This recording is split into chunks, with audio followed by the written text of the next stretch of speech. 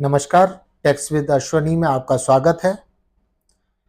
कल हमने वीडियो में बात की थी चार्जिंग सेक्शन की कि कैसे इनकम टैक्स की लायबिलिटी आपके ऊपर क्रिएट होती है।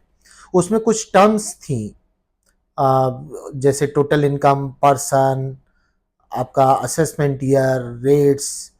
धीरे धीरे इन टर्म्स के ऊपर बात करेंगे। आज हम टोटल इनकम की बात करते हैं। टोटल इनकम को इनकम टैक्स एक्ट में डिफाइन किया गया है। सेक्शन 5 मूल रूप से इस चीज को डील करता है और वो कहता है कि any income received in India, जो आप इंडिया में रिसीव करेंगे, भले ही आपने वो कहीं पर भी काम किया हो, कुछ किया हो, वो इंडिया में टैक्सेबल होगी। इसी प्रकार any income accrued in India, accrued means अर्जित की गई, जो आपने यहां कमाई की गई है, भले ही वो आपने इंडिया के बाहर रिसीव की गई हो।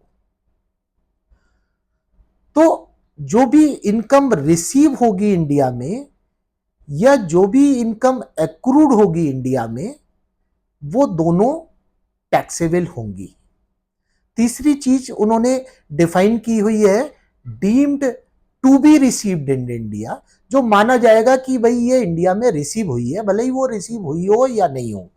इस पर बाद में किसी वीडियो में बात करेंगे कि ये डीम्ड रिसीव्ड क्या क्या है और डीम्ड एक्रूड क्या क्या है। इसी प्रकार डीम्ड एक्रूड की बात की गई है कि डीम्ड एक्रूड अगर कोई इनकम है, वो इनकम इंडिया में टैक्सेबल होगी। तो चार तरीके की इनकम जो है, received in India, accrued in India, deem to be received in India, deem to be accrued in India, ये चारों इनकम आपकी इंडिया में किसी भी व्यक्ति के लिए टैक्सेबल होगी। अब इनकम टैक्स एक्ट करता क्या है कि जो पर्सन है उनको तीन भागों में बांटता है। एक तो होते हैं resident and ordinary resident in India, resident but not ordinary resident in India, और तीसरे नॉन रेजिडेंट इंडियन एनआरआईज। इन तीन भागों में बांटता है। ये किस प्रकार बांटता है, ये आगे का विषय रहेगा। तो ये तीनों लोगों के लिए ये चार तरीके की इनकम मिलाकर टोटल इनकम होती है।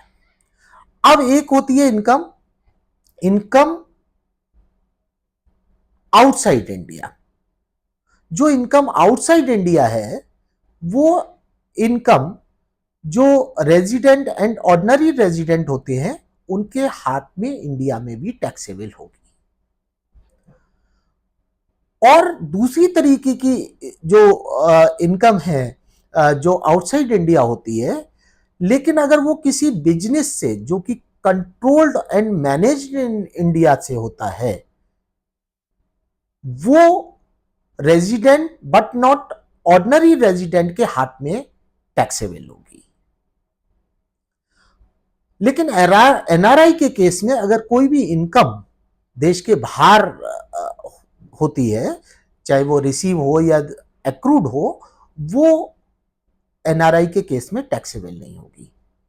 तो सबसे पहले हमें सिलेक्शन करना है, जो असेसी है वो नॉन रेजिडेंट इंडियन है या रेजिडेंट है तो वो ऑर्डिनरी रेजिडेंट है या नॉट ऑर्डिनरी रेजिडेंट है। अगर हम इन तीनों चीजों में डिवाइड करते हैं तो पहली चार तो तीनों के हाथ में टैक्सेबल है, received in India, accrued in India, deem to be received in India, deem to be accrued in India. ये तो तीनों केसेस में टैक्सेबल है। आउटसाइड इंडिया में जो रिसीव होती है और एक्रूड होती है, वो एनआरआई के केस में टैक्सेबल नहीं है। इंडियन बट ऑर्डिनरी रेजिडेंट के केस में ये टैक्सेबल है।